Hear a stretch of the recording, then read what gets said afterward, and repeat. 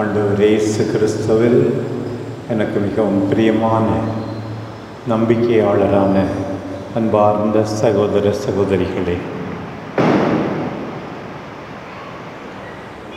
உங்களால் உங்கள் குடும்பத்தாருக்கு ஆசீர்வாதமா சாபமா?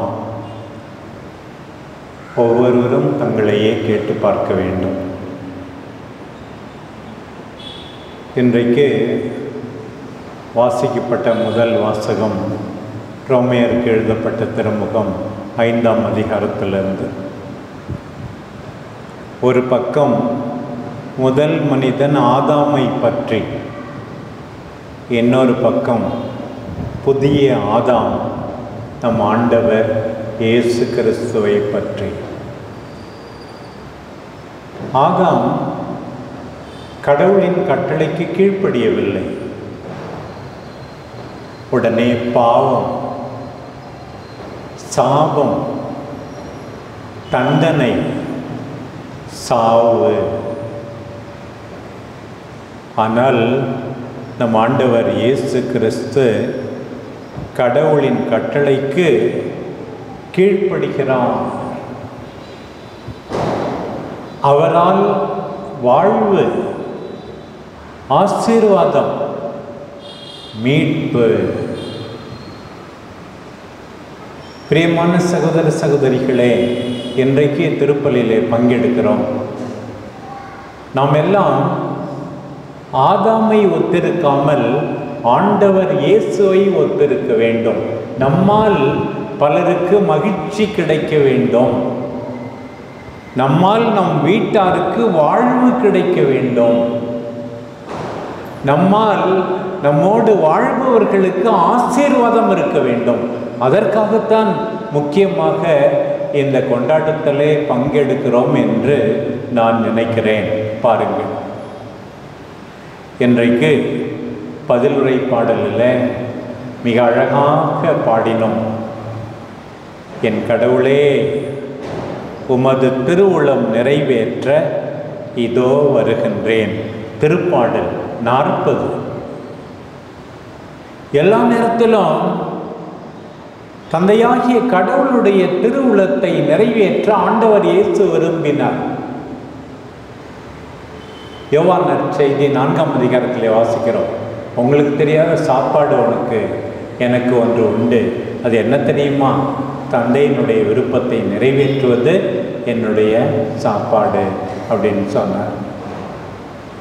கெத்செமனி தோட்டத்தில் நம் ஆண்டவர் ஜெபிக்கும் போது, தந்தையே, கூடுமானால் இந்த துன்ப கலம் என்னை விட்டு அகலட்டும், ஆனாலும் என்னுடைய விருப்பம் இல்லை, உம்முடைய விருப்பமே நிறைவேறட்டும். பாருங்கள், தந்தையே, உமது திருவுளத்தை நிறைவேற்ற இதோ நான் வந்துவிட்டேன்.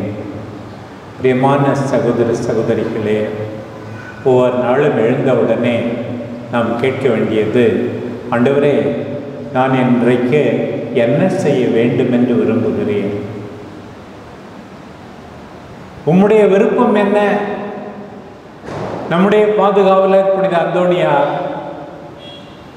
புனித பிரான்சிஸ் அசிசியார் ஆரம்பித்த அந்த சபையை சார்ந்தவர். இந்த புனித பிரான்சிஸ் அசிசியார் படத்துக்கு கீழே இந்த வார்த்தைகள் எழுதப்பட்டிருப்பதை நான் பல முறை வாசித்திருக்கிறேன். Lord, what do you want me to do? ஆண்டவரே, நான் என்ன செய்ய வேண்டும் என்று விரும்புகிறேன்? அடிக்கடி பிரான்சிஸ் அசிசியார் இந்த வார்த்தைகளை தன்னிடமே கேட்டுக்கொண்டார், அதன்படி வாழ்ந்தார். அந்த சபையிலே சேர்ந்த பிரான்சிஸ் அசிசியாரும் அதையே தான் செய்தார். ஆண்டவரே, நான் என்ன செய்ய வேண்டும் என்று விரும்புகிறேன்? சில நேரத்தில் செய்யக்கூடாத செய்கிறோம். இன்னைக்கு செய்ய வேண்டியதை செய்யாமல் அடுத்த வருஷம் செய்ய வேண்டியதை இப்போவே செய்கிறோம். சில காரியங்களை அடுத்த ஆண்டு செய்யலாம், சில காரியங்களை அடுத்த மாதம் செய்யலாம், சில காரியங்களை அடுத்த வாரம் செய்யலாம். சிலவற்றை இன்றைக்கு செய்ய வேண்டும், சிலவற்றை இப்போதே செய்ய வேண்டும். இதுதான் கடவுளுக்கு பிடித்தமானது. பாருங்கள், கடவுளே, உமது திருவுளம் நிறைவேற்ற இதோ வருகின்றேன். தொடர்ந்து பாருங்கள், இந்த அருமையான பாடலில் பலியையும் காணிக்கையையும் நீர் விரும்பவில்லை, எரி பலியையும் பாவம் போக்கும் பலியையும் நீர் கேட்கவில்லை. சில பேர் நினைக்கிறாங்க, உண்டியலில் நிறைய காசு வாங்கி போட்டால், வட்டி வாங்கி வச்சா கடவுள் ரொம்ப சந்தோஷப்படுவாங்க. பாருங்க, இதெல்லாம் வேணாமா? ஆனால் என் செவிகள் திறக்கும்படி செய்தீர், எனவே இதோ வருகின்றேன். ஆண்டவரே, உமக்கு கீழ்ப்படிவதுதான் நான் செலுத்தக்கூடிய மிகப்பெரிய பலி.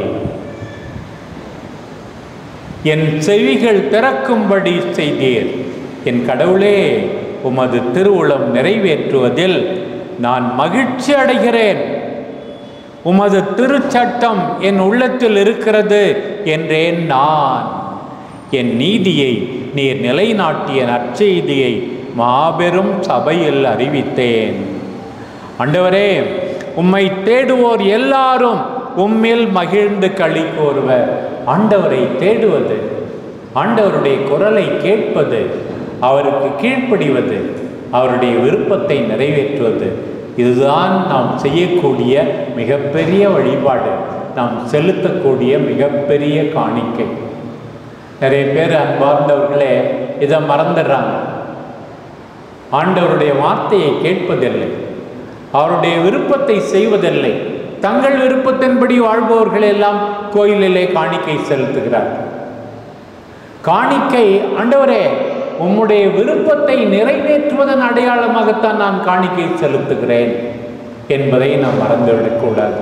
பிரியமானவர்களே, இன்றைக்கு அருமையான நற்செய்தி பகுதி லூக்கா நற்செய்தி 12ஆம் அதிகாரத்திலிருந்து ஆண்டவர் சொல்லுகிறார், நீங்கள்லாம் எப்படி இருக்கணும் தெரியுமா? எல்லா நேரத்திலும் உங்கள் ஆண்டவராகிய என்னை வரவேற்க தயாராக இருக்க வேண்டும். நாம் தயாராக இருக்கிறோமா? ஆண்டவர் இன்றைக்கு கேட்கிற மிக முக்கியமான கேள்வி பாருங்கள். தம் சீடர்களை நோக்கி ஆண்டவர் கூறியது, உங்கள் இடையை வரிந்து கட்டிக்கொள்ளுங்கள். அதான் முதல் வார்த்தை. இப்போ வீட்டில் இருக்கும்போது, சும்மா ஃப்ரீயாக இருக்கும்போது நம்ம டைட்டாக கட்டிகிட்டு இருக்க மாட்டோம். கொஞ்சம் லூஸாக விட்டுட்டு கொஞ்சம் ஃப்ரீயாக இருப்போம் இல்லையா?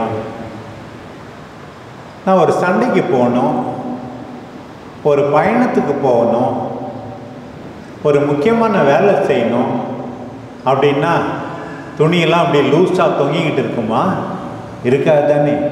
ஆண்டவர் சொல்ல, எப்போ பார்த்தாலும் நீ ரெடியாக இருக்கணும் வேலை செய்வதற்கு. நான் வரும்போது என்னை வரவேற்பதற்கு, எனக்கு பணிவிடை புரிவதற்கு. முதல் வார்த்தை, உங்கள் இடையை வரிந்து கட்டிக்கொள்ளுங்கள். எல்லாம் தொங்கிக்கிட்டே இருக்குது. திடீர்னு வரார் ஆண்டவர், அவருக்கு எழுந்து வேலை செய்ய முடியுமா? தொங்குற துணியிலே கால் மட்டி கீழே விழுவார். உனக்கு தான் வந்தவர் வேலை செய்யணும் பாரு. ஆண்டவர் சொல்றார், உங்கள் இடையை வரிந்து கட்டி கொண்டிருங்கள். ரெண்டாவது வார்த்தை பாருங்க, விளக்குகள் எரிந்து கொண்டிருக்கட்டும். அப்படின்னா என்ன அர்த்தம்?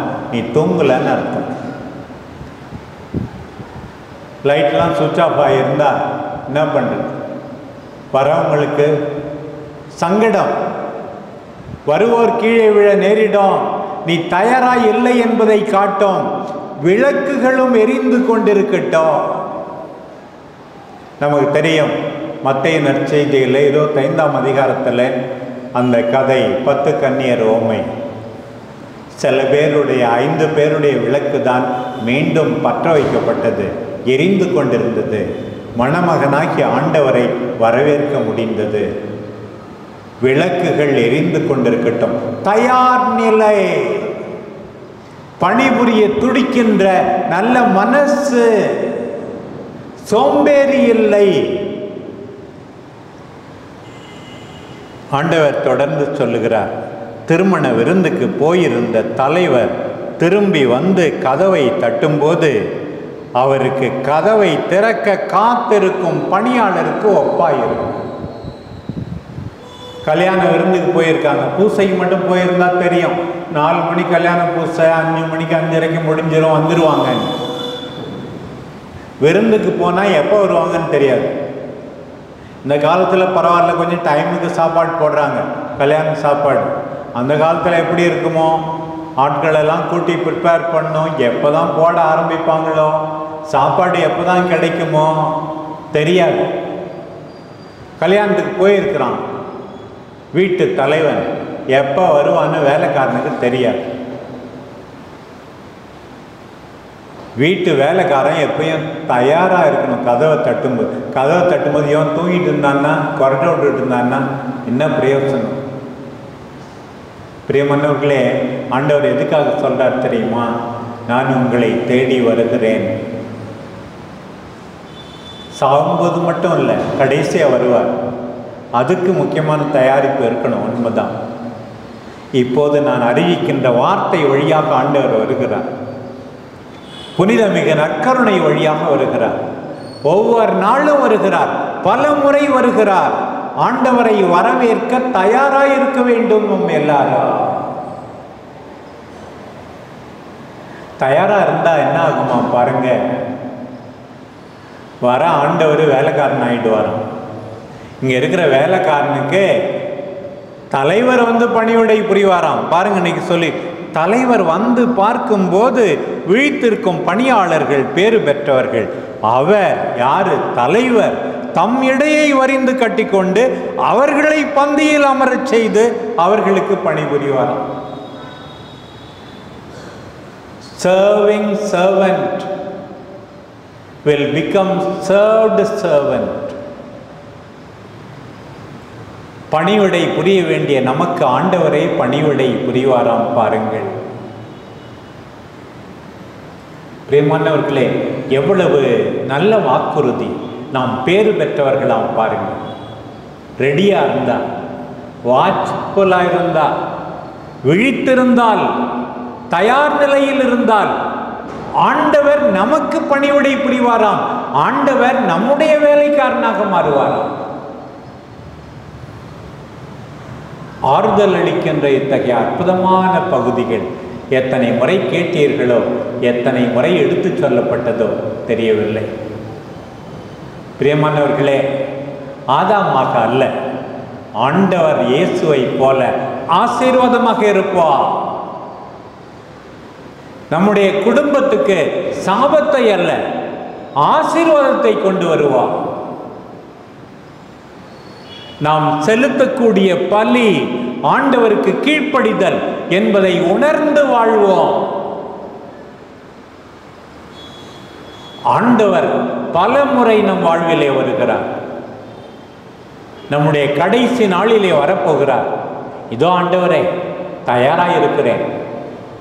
அந்த 10 கன்னியரை போல தயாராக இருக்கிற வேலைக்காரனை போல நாமும் தயாராக இருப்போம். ஆண்டவர் நம்மை ஏற்றுக்கொள்வார், நம் வீட்டாரை ஏற்றுக்கொள்வார், எல்லாரையும் ஆசீர்வதிப்பார். நம்முடைய வேலைக்காரனாக ஆண்டவரே மாறுவாராமே. பாருங்களேன், பைபிளில் சொல்லியிருக்கு, ஆண்டவர் உனக்கு வேலைக்காரனாக இருப்பான். எப்போ? நீ நல்லா வாழும்போது. இதுதான் என்னுடைய ஆசை. இன்றைக்கு நேராக கேட்ட நீங்களும், ஊடகம் வழியாக கேட்கின்ற எல்லாரும் தங்களோடு இருப்பவர்களுக்கு ஆசீர்வாதமாக மாற வேண்டும் என்று மன்றாடுவோம். நம் அன்பு பாதுகாவலர் புனித அந்தோணியார் நமக்காக பரிந்து பேசுவாராக. ஆமேன்.